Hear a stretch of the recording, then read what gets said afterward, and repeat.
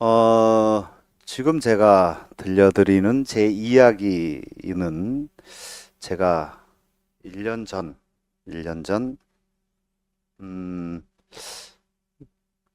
그 글쓰기를, 잠깐 배운 적이 있는데 그때, 나의 어떤 이야기를 한번 써본 적이 있습니다. 그때 제가, 한번 이 이야기를 써봤으면 좋겠다 해서 썼던, 네, 그겁니다. 그 사연입니다. 한번 들어봐 주시면 고맙겠습니다. 어릴 적 비 오는 날, 밖에서 놀다가 옷이 젖었는데 어머니에게 들켰다. 여느 때와 마찬가지로 타박과 함께 새 옷으로 갈아입히려는데 오줌이 무척 마렸던 나는 겁이 나서 말하지 못하고 참고 있다가 새 옷에 오줌을 싸고 말았다. 아휴, 저거 꼭 지 애비 닮아서 내가 사고를 치거나 말썽을 피우면 수시로 들려오던 정말 억울했던 말이다. 말썽 피워서 혼나고 아버지를 닮아서 나는 또 혼이 나야 했다.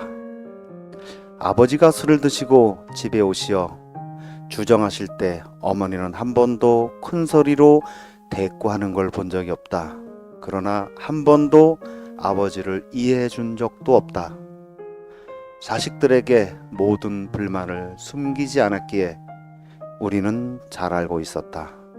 고향을 떠나와 살 때도 어머니는 아버지에 대한 불만과 고자질은 그침이 없었고 은근히 자식들 가까이 살기를 원하시는 눈치였고 우리도 두 분만 살면서 다투는 것보다는 자식들 가까이 계시면 다르지 않겠나라는 생각에 내가 아버지와 마주 앉아 단판을 지어 부모님을 지금의 일산 거주지로 모셨다. 도시로 가고 싶은 어머니의 승리였다. 청풍면 720리가 내 고향이다. 지금은 충주댐 공사로 물속에 잠겨 가뭄이 들어 물이 빠지면 집터가 보이곤 한다. 중학교를 가려면 걸어서 1시간이 더 걸렸다. 책가방에 도시락에 무겁기도 했고 수업을 마치고 집에 오면 배가 너무 고팠다. 항상 그랬기 때문에 어떤 식으로든 배가 너무 고프다는 것을 말했을 텐데 내 기억으론 저녁밥을 해서 같이 먹을 때까지 기다렸던 것 같다. 나는 배고픔에 눈물을 흘리며 참곤 했다. 얼마 전 내가 이 이야기를 어머니께 했더니 배고픔은 말하지 그랬어 라고 하신다. 성보야, 장에 갈래? 성보 엄마가 큰 소리로 부르면 나와 놀던 친구 성보는 돌아보지도 않고 쏜살같이 달려갔다. 함께 놀던 친구가 사라지고 물놀이가 멈추었다. 그러나 나는 그게 슬픈 게 아니었다. 멀리서 친구가 엄마의 손을 잡고 장으로 향하던 모습에 눈을 떼지 못했고 그 자리를 뜨지도 못했다. 나에게는 불가능하다는 것을 잘 알고 있었다. 어머니는 나를 한 번도 장에 데려가지 않았다. 나도 어머니의 손을 잡고 따라가고 싶은 그 마음이 50년간 그대로 남아 그리움과 원망의 원천이 되어버린 듯하다. 아버지가 돌아가시고 자신의 건강을 무척 챙기던 어머니가 조금은 미웠다. 장례 한 달 후 몸이 아프다며 혼자 걸어서 병원 응급실을 가서 입원을 하고 자식들에게 전화를 했다. 아무 이상이 없어 다음 날 퇴원했다. 아버지는 내가 죽으면 네 엄마는 혼자 겁도 많은데 어떻게 사냐 하셨지만 어머니는 무척 잘 사신다. 아버지 얘기 많이 하지 않으신다. 아버지가 요양원에 계실 때 집으로 가고 싶다고 여러 번 이 얘기를 했지만 어머니는 대꾸하지 않았다. 형제들도 어머니가 며칠이라도 아버지를 집으로 모셨으면 하는 눈치였지만 말은 하지 못했다. 그 일이 서운해서 큰 누나는 지금도 어머니와 불편하게 산다. 혼자 되신 어머니를 의무감으로 찾고 가끔 전화하며 최소한의 도리로 대하다 산에 살게 되면서 거리도 멀고 전화도 잘 안 된다는 핑곗거리가 생겨 그마저도 내려놓았었다. 어느 날 내가 농담처럼 물었다. 나도 자연인 프로에 나가면 어떨까요? 하자 즉시 좋지.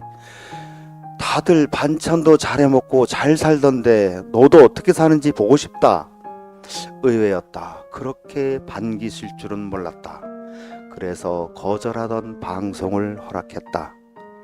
이제 어머니는 나를 보면 어제 방송에서 2번 나왔고 그전에도 또 몇 번 나왔다 하며 그게 인사가 되었다. 어머니와 형제들이 산에 사는 나를 찾아왔었다. 남을 듣고 함께 장 담그고 산책하며 이틀 밤을 즐겁게 보내고 돌아가기 전 누나가 엄마랑 한번 안아봐 하면서 등을 떠밀었다. 기다렸다는 듯이 얼른 어머니를 안았다. 나는 2 손에 힘을 주어 안고 얼른 사진 찍어 하며 쑥스러움을 날렸다. 태어나서 지금껏 어머니의 손을 잡거나 안아보거나 살갑게 마주한 기억이 나에게는 없다. 처음이었다. 그토록 그리웠고 부러웠고 간절히 느껴보고 싶었던 어머니의 품이었다. 그건 사랑이라기보다는 소원이었다. 엄마가 서울로 올라가는 내내 울었어. 깊은 산속에 자식을 홀로 두고 가니 서럽다며 동생의 차를 타고 집으로 올라가는 내내 어머니는 눈물을 흘렸다는 얘기를 듣고 나는 당황스러움과 놀라움이 함께 왔다. 어머니가 진짜 메마르고 정없다고만 느꼈던 어머니였는데 나이 때문일까? 삶의 굴곡 때문일까? 아니면 수행 덕분인가? 나날이 조금씩 어머니를 이해하게 되고 어머니의 어린 시절도 나와 다르지 않음을 안았을 거라는 생각이 든다. 내가 어린 시절을 사랑 고품과 평생 안고 살며 잊지 못하듯 어머니도 잘 알 수 없지만 비슷하거나 더 했을 수 있다는 생각이 든다. 의지와 상관없는 생을 살았을 것이고 돌아볼 겨를 없는 고단한 삶 속에서 배워보지 못한 사랑 주기를 꿈인들 꾸어봤을까 하는 마음이다. 15살에 시집와서 10살 많은 남편에게 야단 맞아가며 홀셔머리를 모시는 힘든 세월을 살았던 그 사람이 내가 그토록 그리워하고 원망하던 어머니였다. 아버지를 닮은 나를 유독 예뻐하시던 할머니는 어머니와 함께 있던 동생을 수시로 구박했다. 동생이 다른 동네 어떤 아저씨를 닮았다면서 말이다. 이런저런 옛날 이야기를 하던 중에 내가 물었다. 어머니, 혹시 어머니 고향에 가보고 싶지 않어? 어머니는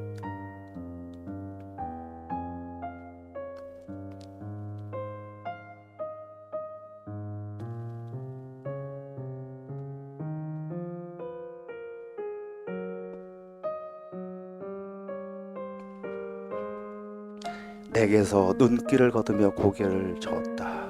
그리곤 고개를 떨구었는데 그 모습이 쓸쓸해 보였다.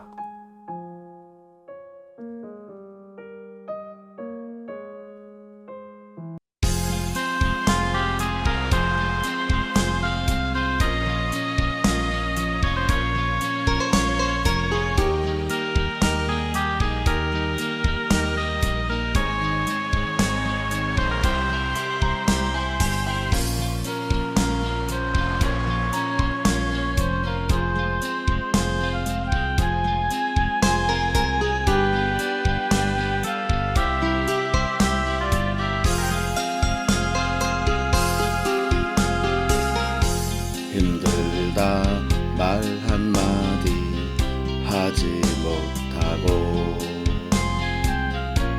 언제나 내 곁에서 함께 걸었지.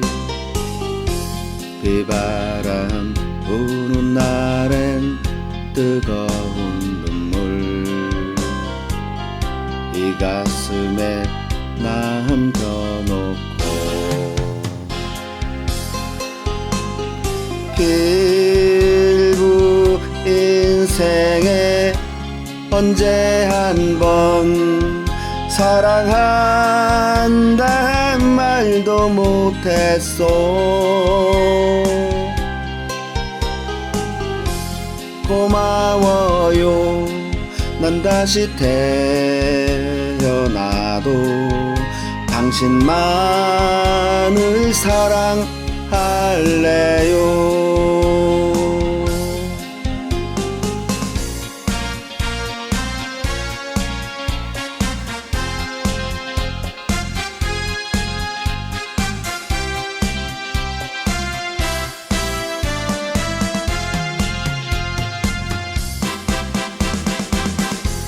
노을진 강변에서 내게 말했지. 녹록한 삶이란 없는 거라고. 당신의 지친 어깨 야윈 모습에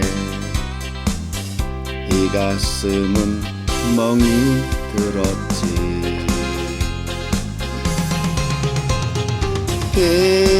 길고 인생에 언제 한번 사랑한다 말도 못했어. 고마워요. 난 다시 태어나도 당신만을 사랑할래요.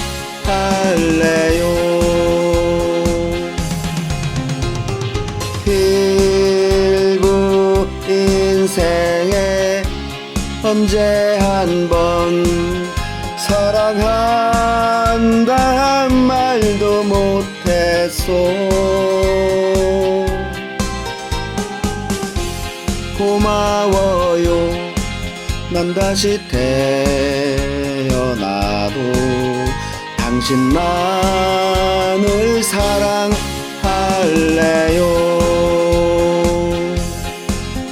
당신만을 사랑